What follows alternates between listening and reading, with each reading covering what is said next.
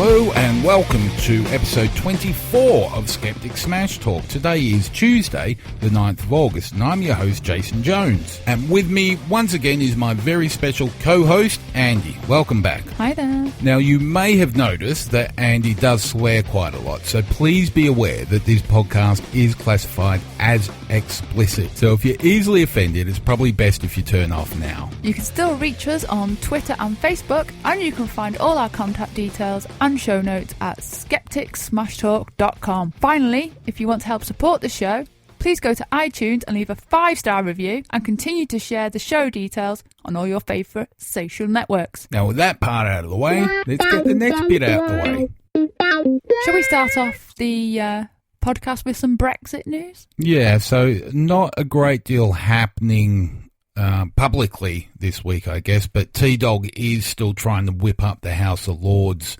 So obviously it's fairly well known that the Lords don't support the Brexit, and they still need to approve. Well, depending on what happens with there still needs to be a court decision now, I'm learning, to see how binding the referendum is. Oh, this just drives me crazy. What's the point going through the whole palaver, yet it may not stand, and also piss off the rest of the EU? Yeah. So what's happened is as much as the United Kingdom or England specifically, we don't have a constitution, we've got a implied constitution. So what that means is that now, when we joined the European Union, we had an Act of Parliament to bring us into the European Union. To get rid of that Act of Parliament, you need to have it repealed by another Act of Parliament. So now what they're arguing is to bring in to repeal that Act of Parliament, the MPs need to vote, and also the House of Lords need to vote. And we've got 75% of MPs and practically all of the House of Lords not wanting to leave the EU, it's putting the government in a difficult position. Considering we don't have the same structure in Parliament or the same people who, on the onset of Brexit, and the fact that it was pretty much a split when you think about it. This whole... Yeah, well, it's not just that we don't have the same Prime Minister. So he did the cowardly thing and packed his bags and did his little heel click and walked out the door. But T-Dog's gone and shook up and changed the whole structure of not only changed the structure of the cabinet, but put new posts into the cabinet that weren't there beforehand. Just no continuity. No. At all. No. Which is frightening when you think of such major decisions taking place. So I think the easiest thing for the government to do, no government wants to be in a position where I think I've talked about this before, but there's nobody in government wants to be the ones that finalises, because it's obviously going to bankrupt the country. It's going to not only bankrupt the country, the effects are going to probably reach across Europe and the rest of the world. If it doesn't affect the whole world economy, it's definitely going to have long-lasting effects on the European economy, even the non-EU countries. So nobody in Parliament actually wants to be the one that enacts this. So I wonder if everything that's going on is just a stalling opportunity for the government. Who knows? Yeah, it's a fair theory. Anyway, let's leave politics for a moment. The Olympics, as we're recording this, the Olympics haven't started. Well, they have. The women's football team started. Ah, that's true. I know the ceremony's on Friday, isn't it? But the football started. And there's been some discussion about who will be the UK flag bearer. So obviously Sir Bradley was the top choice once again, but he's opted not to do that. So... and his opinion is that it should be a female athlete, and I'm pretty happy with that as well. But obviously, it's not going to be Lizzie Armistead either. So, a bit of controversy around that. Any guesses on who we know the flag? Who it is? Oh, it's Andy Murray. What? Andy Murray, a fucking tennis player. Andy, I'm sure I heard that on the news today. Andy Murray is, but he's a tennis player. Tennis isn't a sport. Fucking hell, Mr. Personality. I suppose Brad Wiggins hasn't got much more personality. You're shitting me. Is that true? Oh, I've got to Google that. It is. I'm pretty sure it's true. I'm pretty sure I heard it on the news today, and I was quite surprised, if I'm honest. But apparently, he's a you as talk. an I'll achiever, Google. What has he achieved? Tennis. Fucking tennis.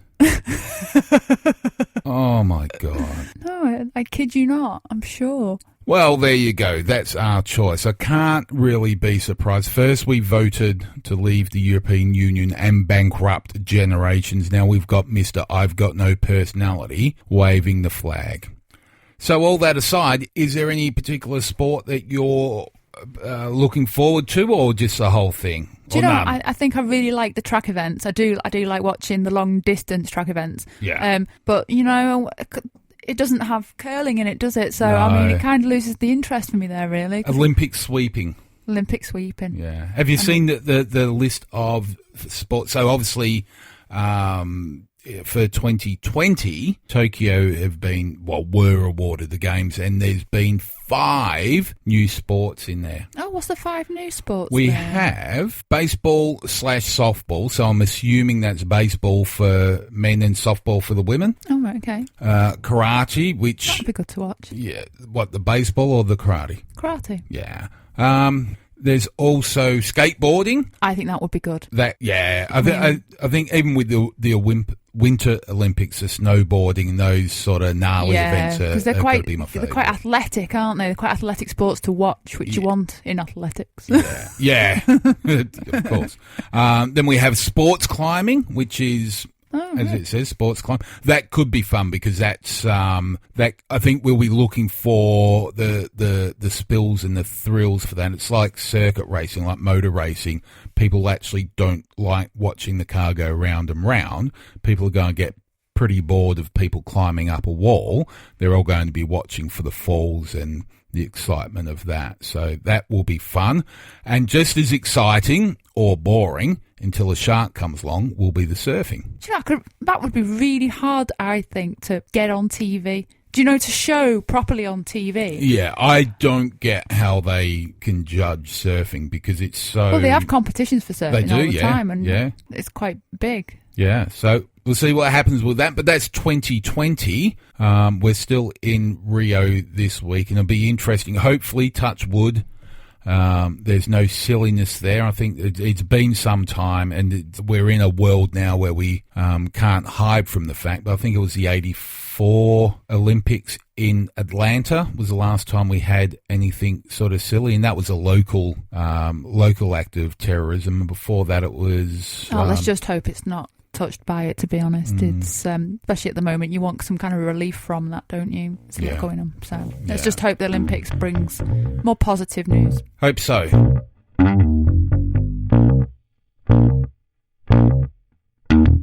Okay, so what about the happenings in Turkey at the moment? Well, as it turns out, Erdogan is now blaming, in his words, foreign powers for the coup and says that the West is supporting terrorism. Now, he's also saying that the coup attempt in his country was organised by foreign powers.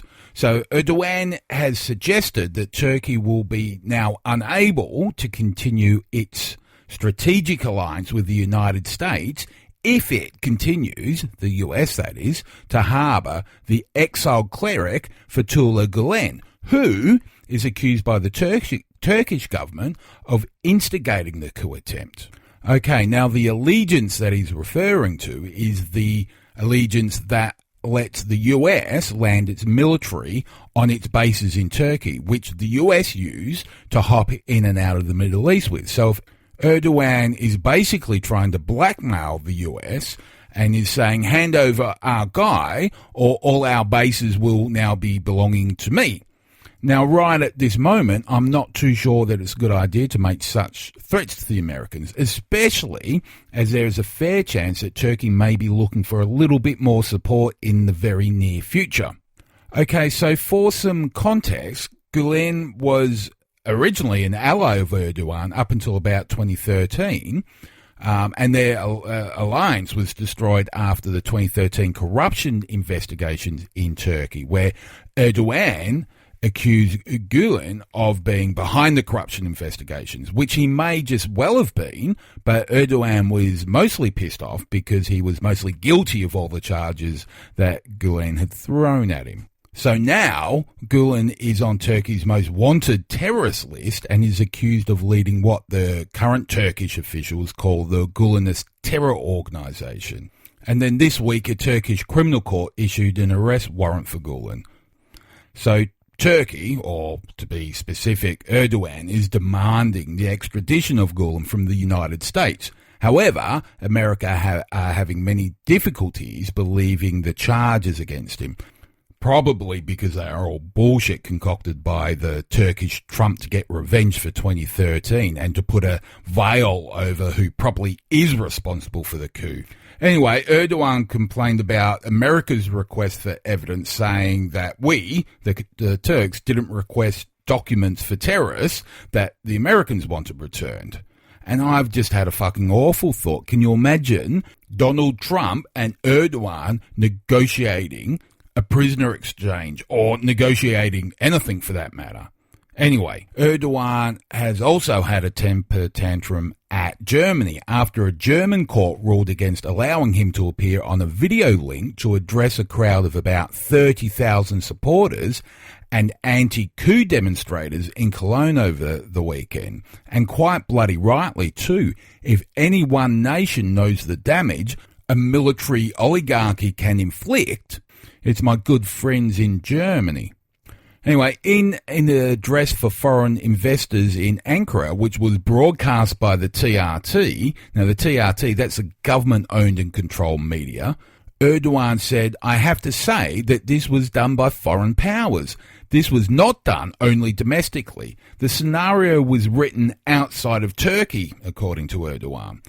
Okay, so you all know me by now, and I can smell a conspiracy theory from a mile away. But the more and more I think about it, and as everything starts fitting together, I think it's fair to say that the Turkish Trump could have actually had something to do with this coup. Anyway, he repeated his complaints that no foreign leader had visited Turkey since the failed coup, about 3 weeks ago now, and you can't bloody blame them. Erdogan is arresting people left, right, middle for no reason at all, and he is setting himself up as a dictator with a very strong military. In fact, he can draw on about 1 million military personnel, so that's 4 times the size of the British military and about 12 times that of the Australian military. My point is, he's setting up a dictatorship and he has a massive military capability and he has the ability to block or open access into the Middle East from Europe. And it seems that no one is openly talking about that fact or being openly concerned about what he may do next. And with Erdogan now acting more like Kim Jong-un, he's also complained that Turkey had sent Germany more than 4,000 files on what he said were wanted terrorists, but Germany did nothing.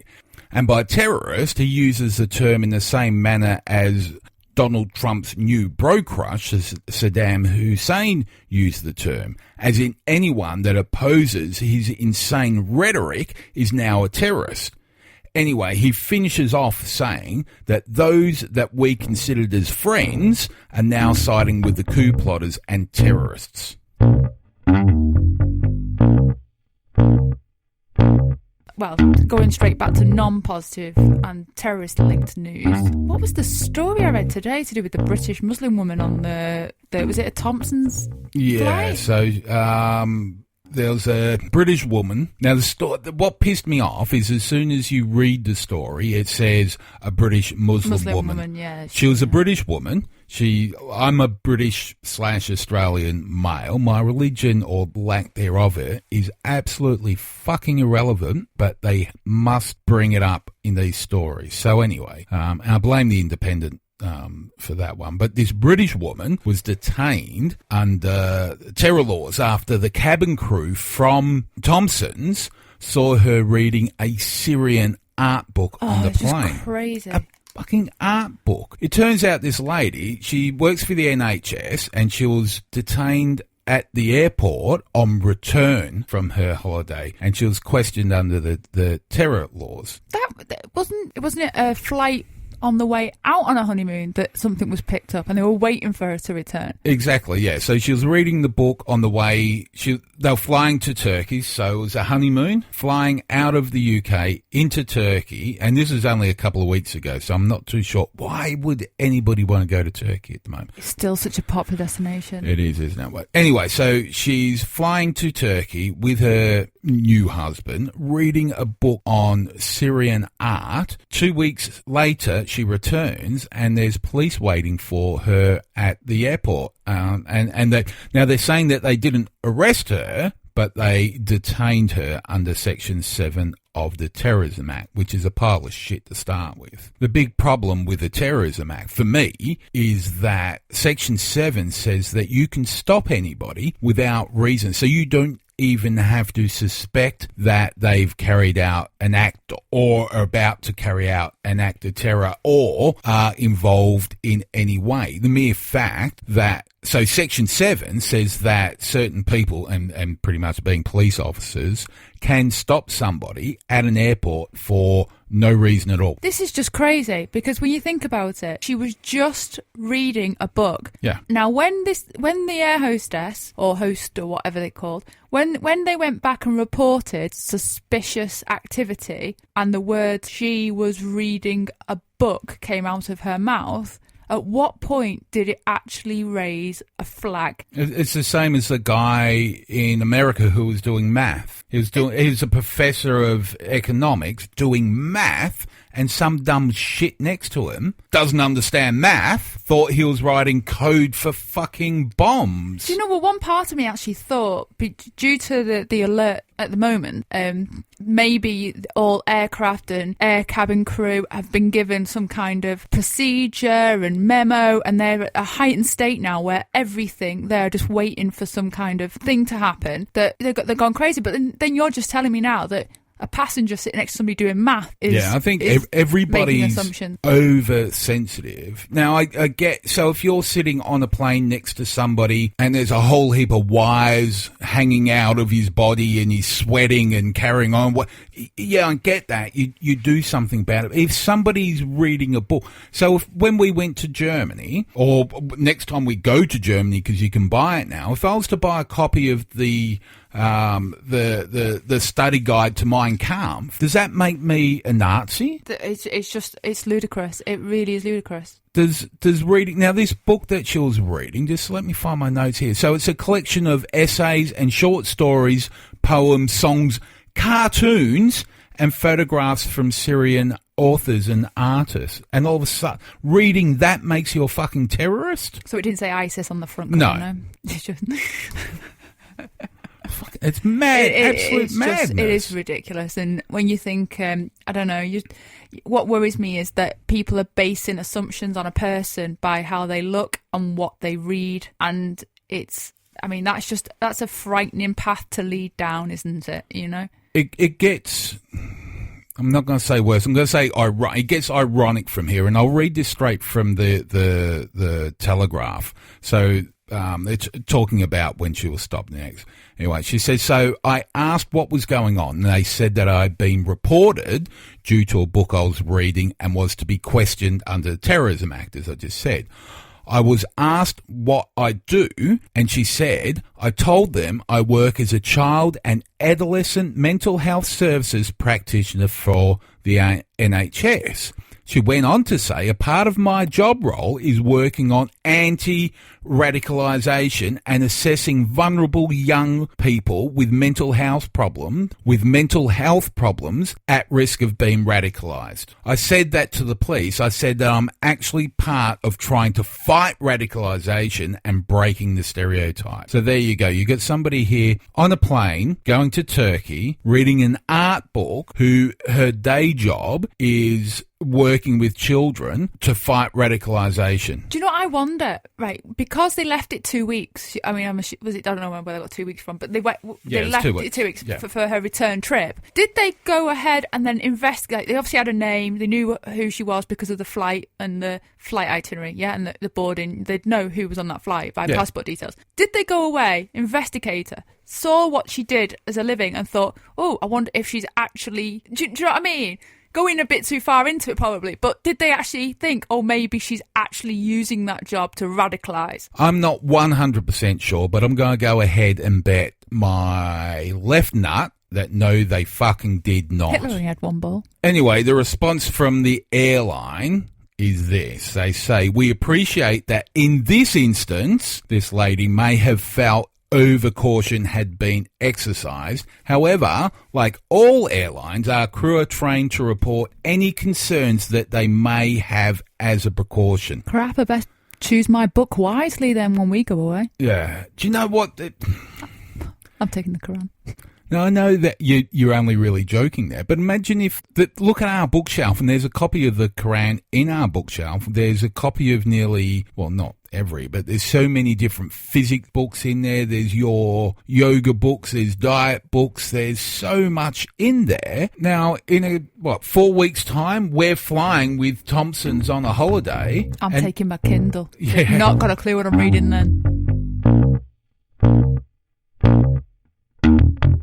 Now, while Andy is off sorting something else out, I figured I'd best try and explain how you can more easily listen to this podcast. But before that, I must apologise, as being that I have been listening to podcasts before they were even just called that, I assume that everybody knows what I know. But I've had a few very polite emails recently asking me what the iTunes is, or what the Stitcher is, or what podcast apps actually are. And now that the podcast has been running for a few months, I've been able to get enough data which tells me roughly the audience, country location, and how listeners are actually listening. And it turns out that a very large majority of listeners are doing so directly from the SoundCloud page. And that's just fine, but there are a lot of things that you don't get from SoundCloud that you can get by listening using other tools and apps. I guess I should start at the beginning of the process. Well, not the very beginning, but let's start at how my voice gets onto the internet and essentially into your ears. Well, that's what SoundCloud does for me. So after we have finished recording and I've edited out some of the profanity, I send the file to SoundCloud, and there we go.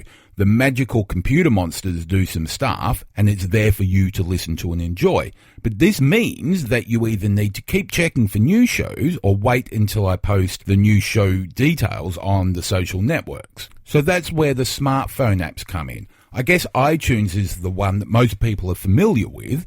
Even if you have never had an Apple product, I think everybody's heard of iTunes. And anyone with a newer iPhone will have noticed that Apple now have their own native podcast app. So all you need to do there is open up the app, search for Skeptic Smash Talk, and subscribe from there. And when I say subscribe, you just press a button that says subscribe. But if you have an Android phone, there are plenty of free apps and a few paid ones also, but you can also use the SoundCloud app on all of the phones. But there's apps such as Stitcher that work just fine. So all you need to do there is install the app, search for Skeptic Smash Talk, and click subscribe. But there is another option if you have an older phone or a phone that's just about full. As long as you can access the internet, all you need to do is go to skepticsmashtalk.com, and there on the homepage will normally be the 3 latest episodes. Now, depending on your phone or your browser, you may get slightly different messages, but essentially you'll be given the option to play from the browser or download an app. Just press play and play from the browser, and away you go. But again, there's nothing there that will alert you to new episodes, but I'm trying to work on something that will help with that. Until then, you can go to my YouTube page. Just go to youtube.com and search for Skeptic Smash Talk, and you'll see us there. Now, if you subscribe to the YouTube page, and from now on, all shows will be uploaded to YouTube also, but it will only be the audio, mostly as I have a perfect face for podcasting. But you can tell YouTube to email you when there's a new episode. Anyway, I hope that helps, but no matter how you listen, thank you for your support, and if you're listening via iTunes or any other apps, please leave feedback and the appropriate amount of stars. It's a tenant of mine in New York, the biggest in the world, a Chinese bank. Don't worry about that baby, I love babies. So, I love babies. I hear that baby crying, I like it. What a baby.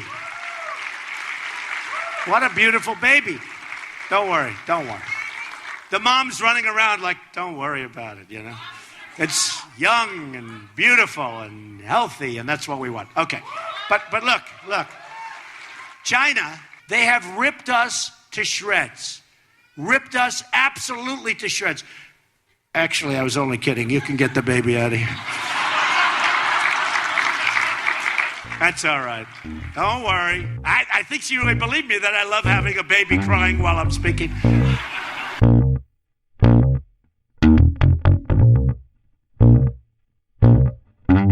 So apart from insulting mothers and babies, this week Trump turned on two senior officials in his own party who have in the past publicly criticised him. Now, as far as Paul Ryan's concerned, he has flip-flopped and now has endorsed him, but earlier in the week, in an interview with the Washington Post, he refused to do so. And the other person that he won't endorse is Senator John McCain, who Trump mocked for being captured and held as a POW during the Vietnam War. So both are up for re-election in November. But it has not been a great week for #LoserTrump. Amongst other things, he backed the Russian annexation of Crimea, while at the same time said that Russia was not in the Ukraine, not understanding that Crimea was actually a peninsula in Ukraine.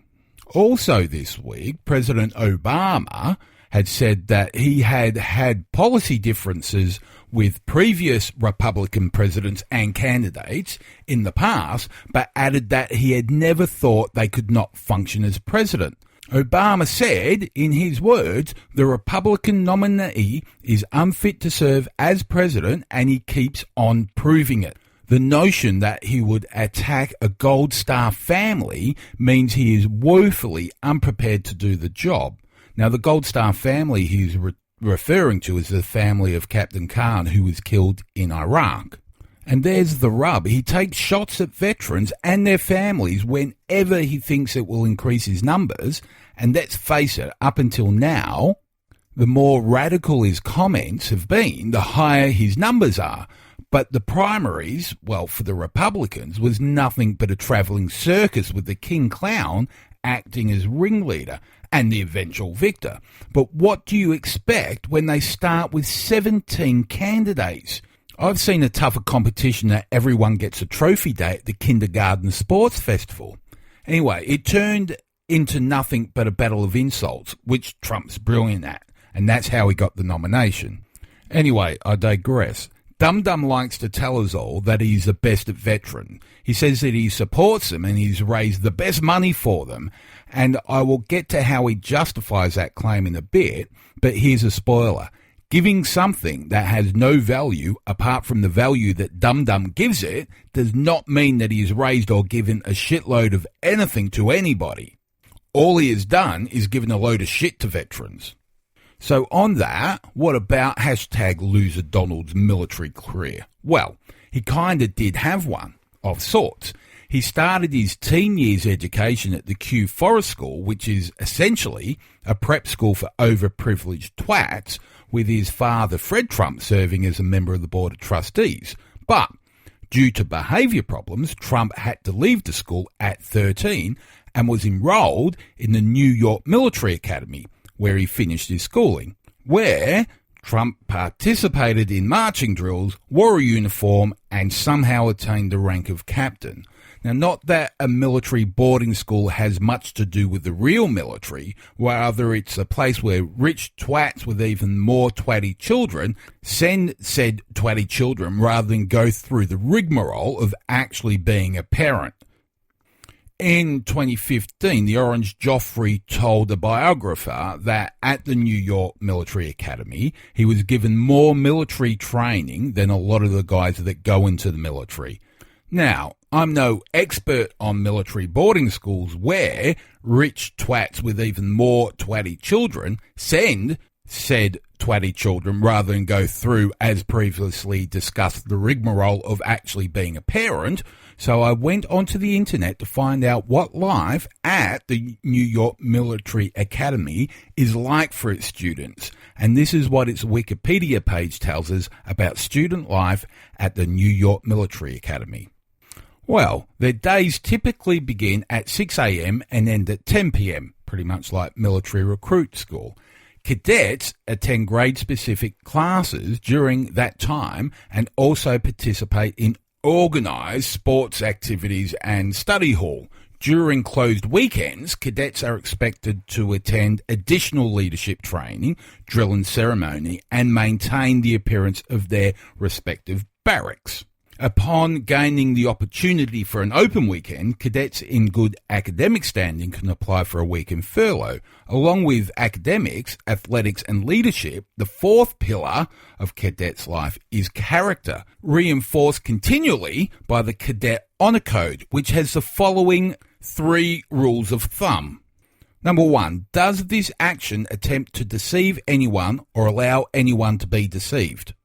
Number 2, does this action gain or allow the gain of privilege or advantage to which I or someone else would not otherwise be entitled? And number 3, would I be dissatisfied by the outcome if I were on the receiving end of this action? So, apparently, as it is with his academy kit and equipment, he handed this creed back to the Q store when he left. So, what military training did Dum Dum actually have? Well, he learnt to march in straight lines, iron his clothing, which, let's face it, he probably paid somebody else to do, and he also painted rocks. Now, for me, after 10 years in the actual military, I would like to think that I am some sort of expert in actual military training.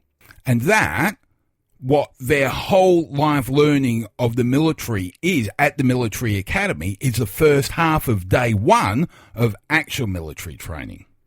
But as far as actual military service for Trump, as far as Trump's concerned, he's never denied that he benefited from 5 draft deferments that saved him from going to the Vietnam War.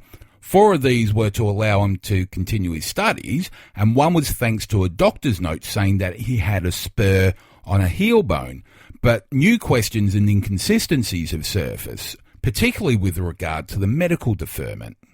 In a 2011 interview with Fox News, Trump said it was an amazing moment as a college student when he was given a very, very high number in the Vietnam draft lottery, which, he said, effectively ruled him out of being sent to serve.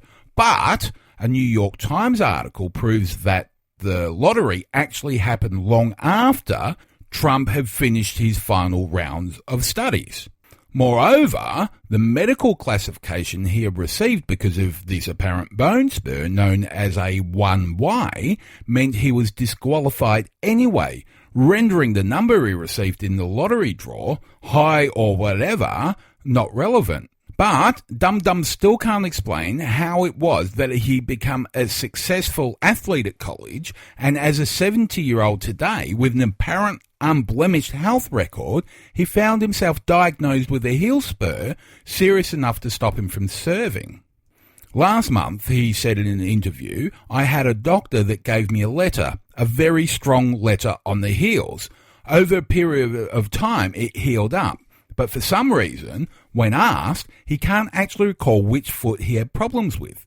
Probably because he spent most of the Vietnam War years partying like it was the 1st of May 1975.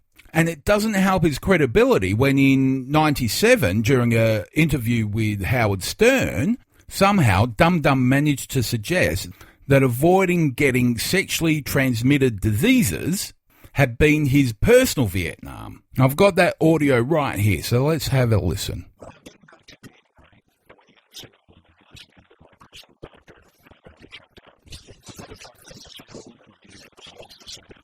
It's amazing. I'm so lucky in terms of the whole world. It is a dangerous world out there. It scares like Vietnam.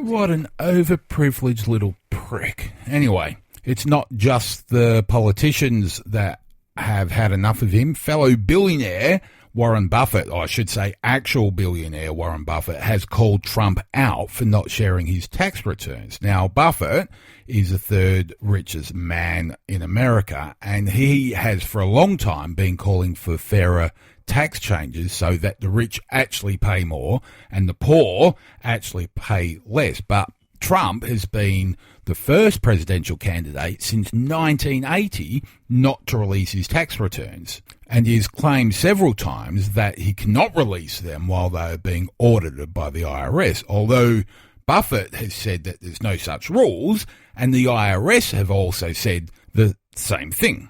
Anyway, Buffett has said you're only afraid if you've got something to be afraid about. He's not afraid because of the IRS, referring to Trump, of course. He's afraid because of you, referring to the voting American public. Now, for the average person in the street, tax affairs are a personal thing, and that's fine, but it's become expected in politics, especially for presidential candidates, for them to be open and show their tax affairs. And given that Trump's been bankrupt 6 times, but claims to be the best at charity and claims to have more than $10 million in the bank, I think the voting public have the right to know, especially when you consider his business acumen when it comes to his first bankruptcy. What had happened was he had bought the Taj Mahal casino off Merv Griffin.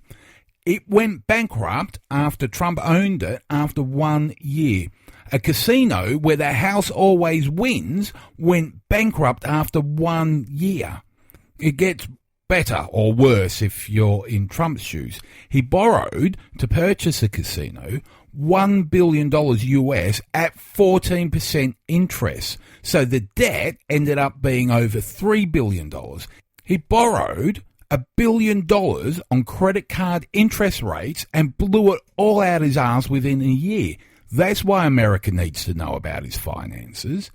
Anyway, this was, as it turns out, the last time he ever put any of his own assets down on a property or a purchase or a business deal. And that was because after his first bankruptcy, he had to sell his yacht and his airline to cut his losses. And he also had to agree to a bank set limit on his spending, his personal spending. Just let that sink in for a moment. The bank had an order as a part of his bankruptcy that limited how much money personally he can spend. And now he wants to be the president of what was once the free world. But what about this $10 billion that he claims? Well, in 2004, he presented unaudited financials to Deutsche Bank while he was trying to get a loan from them, claiming he was worth $3.5 billion. The bank concluded that his net worth was $788 million, so not even close to $1 billion yet. What it turns out that he does is he overinflates the value of his holdings and also puts a value on himself. Depending on how he feels at the time, he is valued as a brand. He does the same thing with charity donations as well. What he'll do is make an appearance at a veterans function and then say it was worth a massive appearance fee.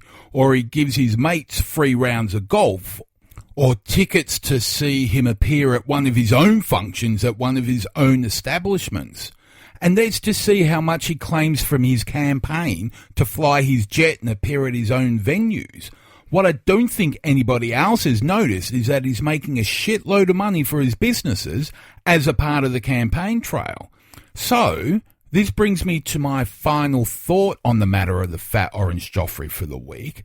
There was a tweet that read, Joe at Morning Joe was told by a source close to Trump campaign that he wants to lose, thinks running for POTUS will aid his brand. And I've said this for a while, and now it turns out that smarter people than me all agree that Trump won't want to win. If he loses, he can talk about it forever. He can talk about how the voting was rigged, how he had no support from the party, how all he wanted to do was make America great again. If he wins, all he will be is a fool. He will show himself to be a fool. So the only question now is not will he drop out, but when will he drop out? Well, you all remember George Zimmerman, right? He's the prick that shot and killed Trayvon Martin in 2013 for walking and talking on the mobile phone whilst being an unarmed black teenager. Zimmerman was acquitted of this eventually because of the bullshit stand your ground laws in Florida. So, to his latest piece of bullshit media scrounging, Zimmerman was apparently having dinner when he saw a man with a Confederate flag tattoo. Now, up until recently, the rebel flag was a symbol of just that, rebellion, but recently it's been seen as a symbol of racism. Anyway, Zimmerman is apparently having dinner with a friend, and what happens next is still a little unclear, as there are two very different reports, and I'll leave it up to you to decide which is more probable. So Zimmerman claims that he saw the guy with the tattoo and complimented him on it when apparently tattoo guy recognised Zimmerman and asked him about the Trayvon Martin case, when a third unidentified man approached and said something about Zimmerman bragging about killing Trayvon Martin and punched Zimmerman in the face. But what every other witness saw was Zimmerman approaching Tattoo Man to brag about how he murdered an innocent teenage boy who was doing nothing but talking to his girlfriend on the phone on his way home from buying a pack of Skittles and a bottle of iced tea. Anyway, witnesses and the restaurant owner say that there was an argument, but no punches were thrown.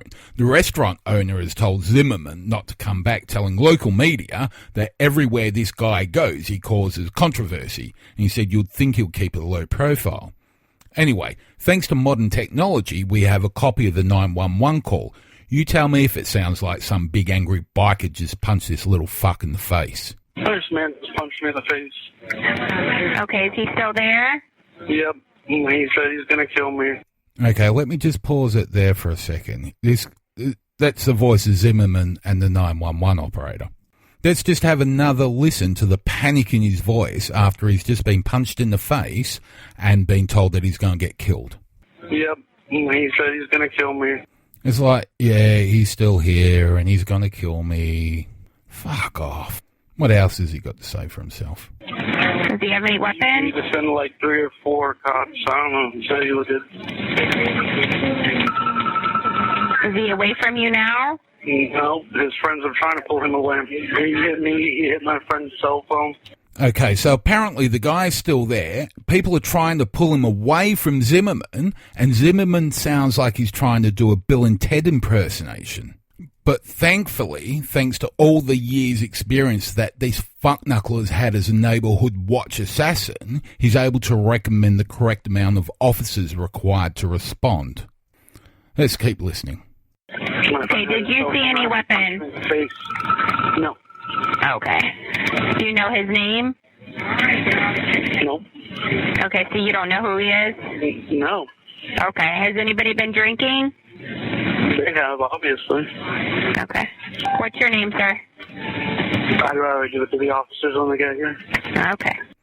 Okay, so that wasn't very clear, that last part, but when the 911 operator asked for his name, he said that he'll give it to the officers when they get there. Now, fuck knows what he expected to achieve there, but I suspect that the Leos have had just about enough of Zimmerman by now.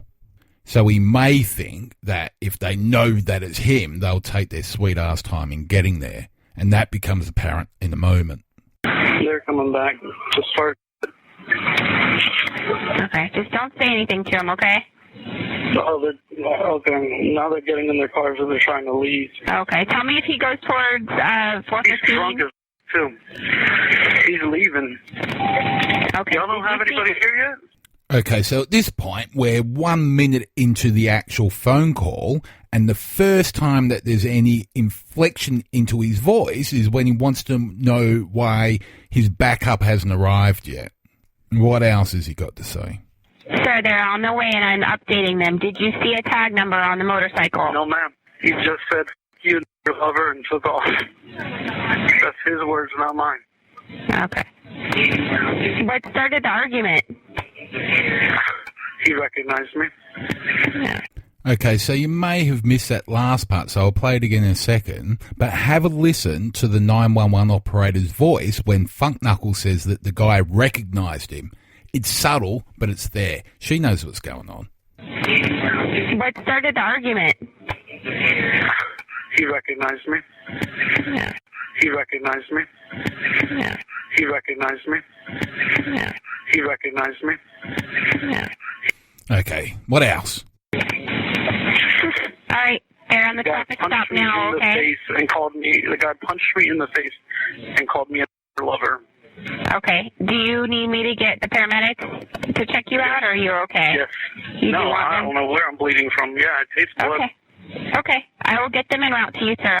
Okay, so we have that side of the story and the 911 recording, but we have another side of the story, and all this comes from the Orlando Sentinel. So, several witnesses told deputies a slightly different version of what happened. So, Tattoo Man's wife said that Zimmerman approached them while they were eating and said, "Hey, I like your racist tattoo." He then told them about killing Trayvon to brag. Another witness who was at Tattoo Guy's table said that he also asked Zimmerman to leave their table, and he said that he had an issue after Zimmerman had come to his table and proceeded to brag about how he was the one that killed Trayvon Martin. But the restaurant owner tells a slightly different story.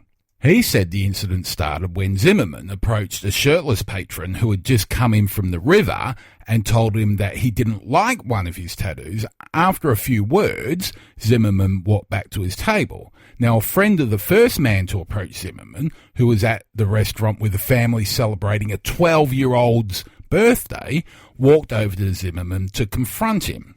The two argued, but no punches were thrown, and this is according to the restaurant owner. So, what to make of all this? Forget what did or didn't happen in this incident for a moment. Zimmerman, in my opinion, has a major problem. He has to be in the headlines. He has to get attention. He has to let people know who he is, and he doesn't seem to care what attention he gets as long as he's getting attention. And as much as I'd like to make him the perpetual Thunder Cunt of the Month, he would only take joy in that. And I would have to pay for a trophy or something and present it to him. So that's not happening. What I do fear is that one day someone is going to have had enough of him and just snap. And you know I don't condone violence, but these things happen. And this is the kind of fuckhead that will keep poking the bear. He'll poke and poke and poke until someone snaps. And the guy that was just sitting, enjoying a gator burger after a day on the lake, ends up reacting to the poking. And we end up with another one-punch homicide. And some prick will be telling everybody at the funeral what a family man he was and what a wonderful man he was and how Zimmerman helped the community and how this cunt's life was taken too soon. And his family will cry and his friends will miss him. And the big bear that he poked and poked and poked will end up where Zimmerman should be right now.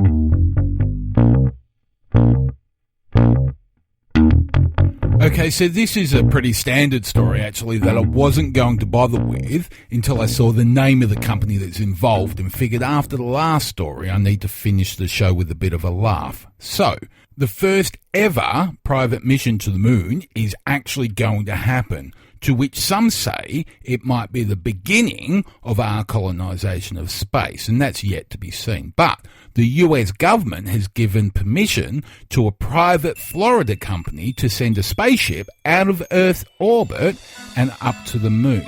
The company behind the mission is called Moon Express. Now, I don't know for sure, but I reckon they could have got away with calling it the Planet Express ship.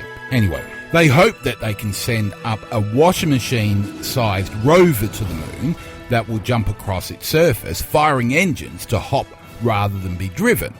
Now, they hope to send this up late next year, flying out of New Zealand, carried up by a rocket that hasn't actually been tested yet. And they hope eventually to send more things up there, making money by cutting resources out of the moon, like platinum, and selling collectibles from its harvest, so moon rocks and such and such. Now, the first flight will have 5 customers, one of which is a firm that lets people have their loved ones' ashes carried up to the moon. Now, they haven't built their lander yet, and they hope to have that ready to show off around September time. But given all the different descenders we've seen from NASA recently, from airbags to cranes and retro rockets, there are quite a few rocket nerds, including myself, wanting to get a glimpse at whatever they come up with.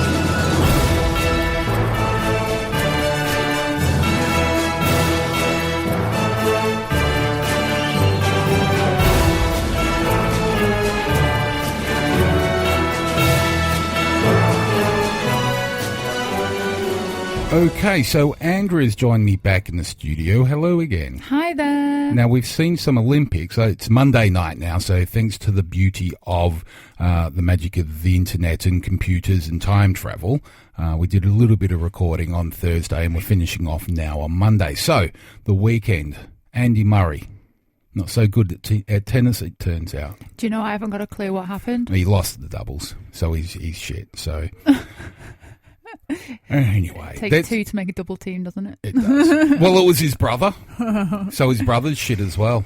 All right, let's move on to the next story. So, in the headlines over the weekend, there was a story that said there was a steady decline of religion in Britain, and it's come to a halt, new figures have shown. And according to the data, between 2009 and 2015, there was no increase in people saying that they have no religion. This was in comparison to a gradual increase from 32% in 1983 up to 51% in 2009. But all is not what it seems, unfortunately. So this is data from the British Social Attitude Survey. So in some respects, it's fairly reliable, but in comparison to the population, the UK population, it's minuscule as far as the data set is concerned. In fact, the total respondents to the survey was just over 4,200. And I wonder where they were taken. Well, I'll get to that actually, because that's a very important question. What it's really about, the survey, is measuring social attitudes. So this isn't census data. It's about social attitudes more than anything else. But the authors of the report appreciate and actually acknowledge this in the report. What is possible is that people are answering with the default answers on religion. That is, unless otherwise stated, anyone born in the UK, for most part, call themselves Anglican, and they may never have been to church, so they're more a secular Anglican, but when they fill in forms, they'll still say that they're Anglican. I also think as well, because I've done this up until a certain point in my life, just because I went to a Church of England school, or if somebody went to a Catholic school, they would tick the form saying they're Catholic, even though they're not necessarily practicing Catholic or believe in it. Does that make sense? Yeah, and we had to do the same thing in the army. And it was a little bit different then because we were preparing for some this was in the very early 90s, so we were preparing for some problems in the Middle East. So we needed to put a religion on our dog tags, even if you didn't have one. So at that time, and it was only just at that time, you couldn't be atheist. Yeah. I also think as well, a lot of people now sign themselves to religion for other things like schools. Yeah. Do you know? So that would affect the survey, because that's on the increase now. People are moving into boroughs and going to churches purely to get into a school. So exactly. that will impact results, because I don't think you used to have that issue. No, not at all. A few years Not back. at all. And especially in this social climate, people may not be honestly disclosing their religion. So we know roughly there's about 4%. I'll get to some figures in a second, but there's about 4% Muslims according to 5% according to the 2011 census. But now, so 5 years later, we've got a massive decrease. Now, we've not had a massive outflowing of Muslims out of the country, but people are now afraid to actually disclose their religion unless they're Christian, basically. Yeah. Anyway, so as I said, it's a small study, but for what it's used for, it's an important study. But the true number will probably not actually be known because of the way that they do these studies. Now, these are done face-to-face. It's not like, so when you fill in the census, you it's mailed to you and you need to, obviously people knock on the door and want it back and get all nasty and all that sort of stuff if you don't return it. So people generally fill them in at the last minute quite quickly. Yeah, so these surveys are done face to face, and they will select a part of the population and keep trying to contact them until they actually make an appointment, be able to make an appointment. So there's certain parts of the community that actually work long hours and multiple jobs and things like that. So they're picking up more of the sort of middle class and the working class. But when we look at the census information, there's a massive difference. So the 2011 census tells us that about 25% of the population have no religious affiliation, 59% are Christian, and the other 16 are the other religions. Of this, 7% didn't actually state their religion, and as I said before, only 5% put down that they were Muslim, with the other 4% accounting for Hindus and Sikhs and Jews, etc., which is quite surprising, if I'm honest, when you consider across the planet, about 31% of the population are Christian, 22% are Muslim, and 15% are atheist or agnostic. So, once again, we have a really catchy headline, but unfortunately, it's not a true reflection of the community.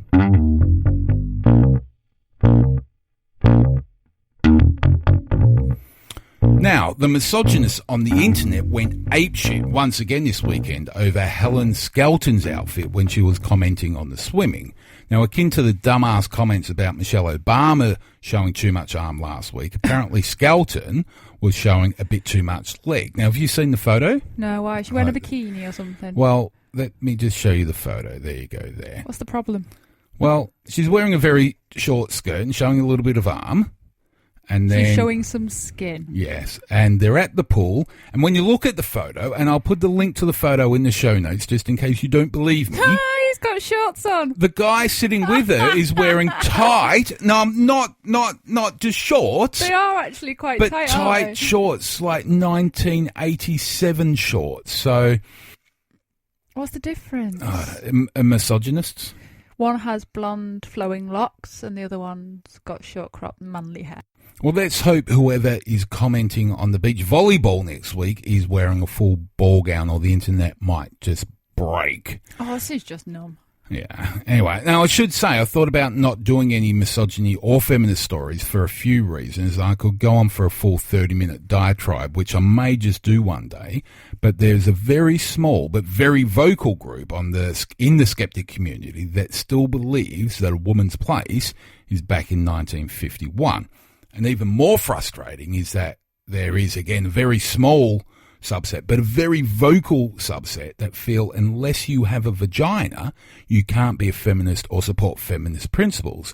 And I've been trolled for years for supporting feminism by misogynists and feminists alike. And you know what? I don't actually care if anybody thinks that having a cock means you can't be supportive. And I expect that from the misogynists. But from the feminists, why would you attack somebody that's actually supporting you?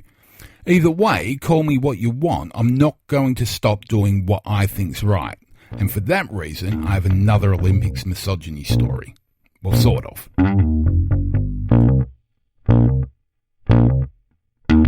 So when Hungarian swimmer Katinka Hosszu smashed the world record in the 400-metre individual medley on the weekend at the Olympics, her performance was immediately praised as one of the best of the Games, even if it was only day 2. Now, Hosszu's husband, Shane Tussup, and he's an American, is also her coach, and he was there at the pool celebrating his wife's gold medal on the weekend.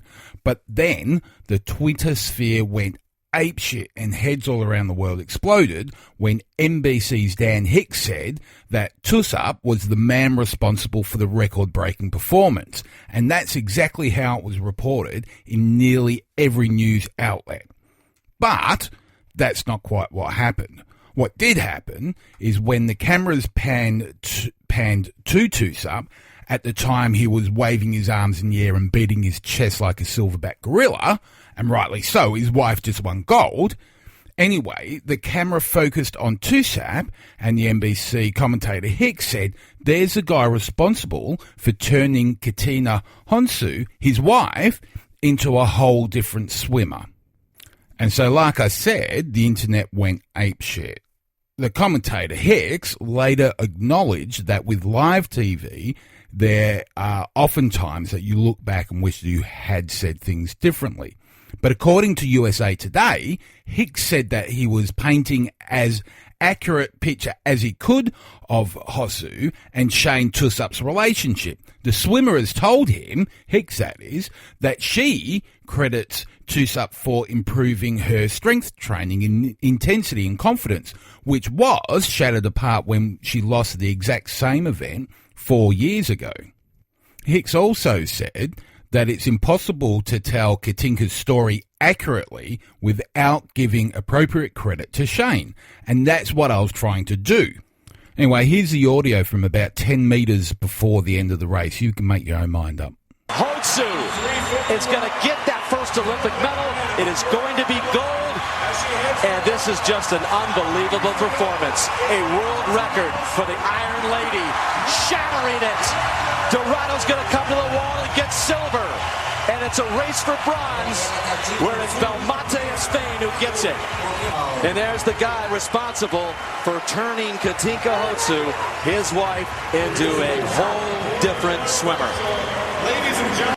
Okay, so that's the full audio there. And I really think it's worth you actually looking at the video, and I'll put the links in the show notes, obviously, because as far as I can see, all Hicks was doing was reacting to the pictures that he was given. So again, back to the audio, Hicks is talking about Hosszu when the cameras are on Hosszu, and when they turn to her coach, Hicks says, there's a guy responsible for turning Katinka Hosszu into a whole different swimmer. And that's a whole different phrase to there's a guy responsible for the record-breaking performance.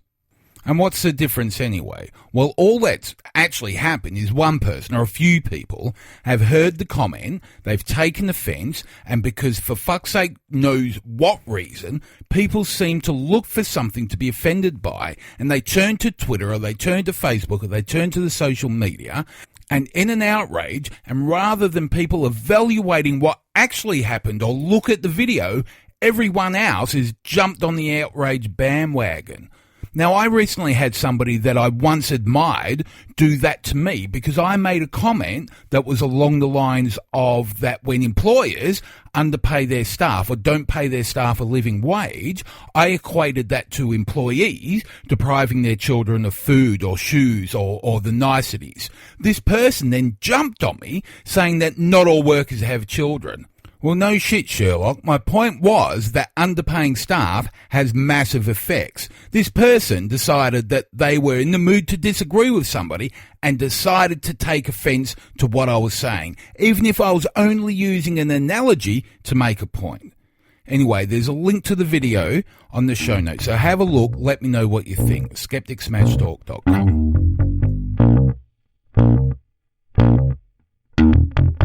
Okay, let's have one last story about humans with penis deficit disorder and the other humans that want to control them and their bodies.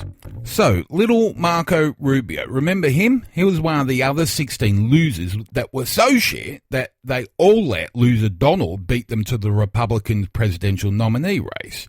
Anyway, Rubio, the Florida senator, has decided he knows best when it comes to women's health issues, especially when it comes to pregnant women that have been infected with the Zika virus. He has said that he does not think that they should be able to get an abortion even after admitting that, in his own words, microcephaly is a terrible prenatal condition that kids are born with, and when they are, it's a lifetime of difficulties. So the politician and lawyer, not a medical expert or not even a medical hobbyist, is now giving women advice on what they should do with their bodies because he says he's pro-life. This is the same guy that wants to expedite the appeals process for the death penalty because killing criminals faster is like being pro-life. This is the guy that supported the invasion of Iraq because killing soldiers, even enemy soldiers, is pro-life. He wants to increase the military presence in East Asia. He supports arming Syrian rebels. He supports the war on drugs because he is pro-life. Now, the crazy thing here is that Rubio, as much as he tends to say some pretty dumb things, is not a dumb person. Apparently he's run a very successful law practice, and he's also an adjunct professor of law. But like so many millions of people, so many billions of people, they have let go their own opinion and common sense and let it be run with the interpretation of a book, or books written in some cases thousands of years ago, except for when they wrote some amendments to include the guy that fell out of his virgin mother's foo-foo about 2,000 years ago, and then he wandered around doing magic tricks until he upset some Roman guy in a leather skirt. Books written by men who, according to their own doctrine, were celibate, mostly. But they'll give women medical advice. Anyway, the International Federation of Gynecology and Obstetrics has stated that the human rights of women include their right to have control over and decide freely and responsibly on matters related to their sexuality, including sexual and reproductive health, free of coercion. Now, as far as I'm concerned, coercion includes any attempt by any society or community to take that right away from a woman. And I don't give a rat's ass if the coercion is coming from a religious group or a politician or the local fucking sewing circle. As I've stated in the past, I don't in fact have a vagina or uterus, but I do support those that do. And when the relevant experts in their field give advice, I encourage everybody to support the experts. But I'm going to make a ruling here. From this day forth, unless you have a vagina and or a uterus and have the appropriate training and qualifications in the appropriate medical field, you don't get to tell a woman what she can or can't do with her body.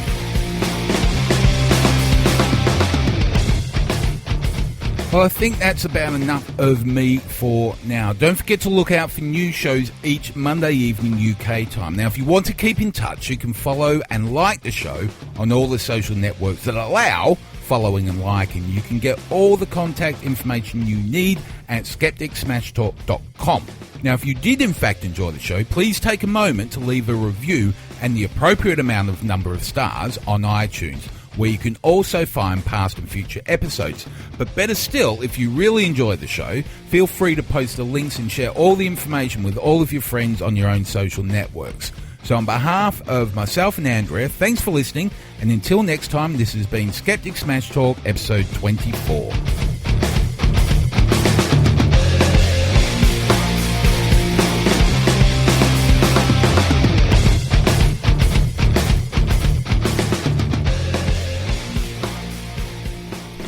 Tennis, what is it anyway? It's just a game of giant ping pong for rich pricks, like those giant lawn chess sets or something stupid like that. Can't even pick their own fucking balls up. They make the orphan kids from the village do it for them. Fucking strawberries and cream eating wankers. Oh, and fuck golf as well.